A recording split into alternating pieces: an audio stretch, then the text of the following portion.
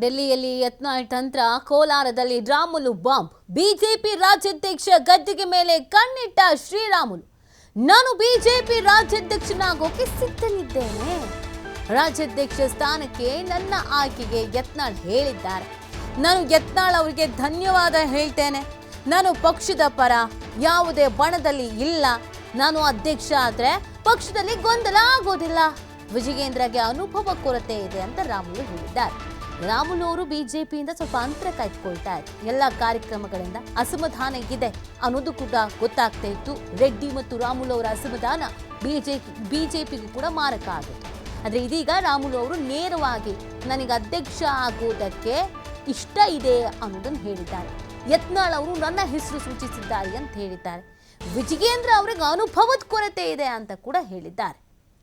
ಮನಸ್ಸಿನಿಂದ ಇಲ್ಲ, ರಾಮುಲು ಅವರು ಮಾಡೋದ್ರಿಂದ ನಮ್ದು ಯಾವುದೇ ಭಿನ್ನಾಭಿಪ್ರಾಯ ಇಲ್ಲ ಅನ್ನಂತ ಮಾತನ್ನು ಕೂಡ ಇಲ್ಲಿ ನಮ್ಮ ಬಸವರಾಜ ಪಾಟೀಲ್ ಯತ್ನಾಳ್ ಅವರು ಕೂಡ ಅವ್ರು ಹೇಳಿರೋ ಕಾರಣ, ಹಂಗಾಗಿ ವಿಶೇಷವಾಗಿ ಅವ್ರೆಲ್ಲರಿಗೂ ಗೊತ್ತಿದೆ ರಾಮುಲು ಯಾವ ತರ ಮನುಷ್ಯ, ಯಾವ ರೀತಿಯಲ್ಲಿ ಕಷ್ಟಪಡ್ತಾನ, ಯಾವ ರೀತಿಯಲ್ಲಿ ಪಾರ್ಟಿ ಸಂಘಟನೆ ಮಾಡ್ತಾನ, ಎಲ್ಲಾ ವಿಚಾರ ಗೊತ್ತಿರೋ ಕಾರಣ ಹಂಗಾಗಿ ವಿಶೇಷವಾಗಿ ನನ್ನ ಹೆಸರನ್ನು ಕೂಡ ಪ್ರಸ್ತಾಪನೆ ಮಾಡಂತ ಕೆಲಸ ಮಾಡಿದಾರ.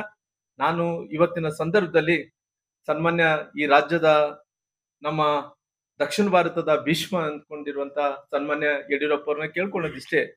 ಯಾಕಂದ್ರೆ ಇವತ್ತು ಅವರು ವಿಜೇಂದ್ರ ಅವ್ರನ್ನ ಅಧ್ಯಕ್ಷರಾಗಿ ಮಾಡಿದ್ದಾರೆ. ಇವತ್ತು ನಮ್ಮೆಲ್ಲರಿಗೂ ಕೂಡ ಒಬ್ಬ ತಂದೆ ಸಮಾನರವ್ರು. ಇವತ್ತು ನಮ್ಮ ರಾಜಕಾರಣ ಜೀವನದಲ್ಲಿ ಎಲ್ಲೋ ಒಂದು ಕಡೆ ನಾವು ಇಷ್ಟು ಮಟ್ಟಕ್ಕೆ ಬೆಳೆದೀವಿ ಅಂದ್ರಿಗಿನ ಕಾರಣ ಪಾರ್ಟಿ ಜೊತೆಲಿ ಸನ್ಮಾನ್ಯ ಯಡಿಯೂರಪ್ಪರು ಕೂಡ ಆಶೀರ್ವಾದ ಇದೆ ಇರೋಕ್ಕೋಸ್ಕರವಾಗಿ ಇಲ್ಲಿ ತನಕ ಕೂಡ ಬೆಳೆದಿದ್ವಿ. ಅವ್ರು ಮನಸ್ಸು ಮಾಡಿದ್ರೆ, ಯಾಕಂದ್ರೆ ಆಲ್ರೆಡಿ ನಮ್ಮ ತಮ್ಮನವ್ರು ವಿಜೇಂದ್ರ ಅವ್ರು ಬೇರೆ ಏನಲ್ಲ, ನಮ್ಮ ಕುಟುಂಬದಲ್ಲಿ ಒಬ್ಬರಾಗಿರೋ ಕಾರಣ ಅವರು ಆಶೀರ್ವಾದದಿಂದ ಅವರು ಅಧ್ಯಕ್ಷರಾಗಿದ್ದಾರೆ.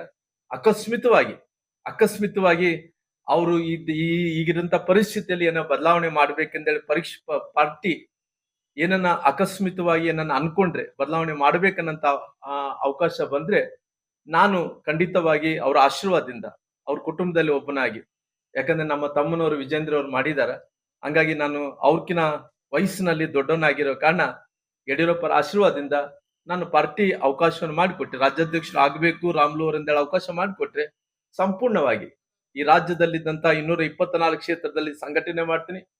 ಪಾರ್ಟಿಯಲ್ಲಿದ್ದಂತ ಎಲ್ಲಾ ಕಾರ್ಯಕರ್ತರನ್ನ ಒಂದು ಮಾಡ್ತೀನಿ. ಹಂಗಾಗಿ ಅವರು ದೊಡ್ಡ ಮನಸ್ಸಿನಿಂದ ಇಲ್ಲ, ರಾಮುಲು ಅವರು ಮಾಡೋದ್ರಿಂದ ನಮ್ದು ಯಾವುದೇ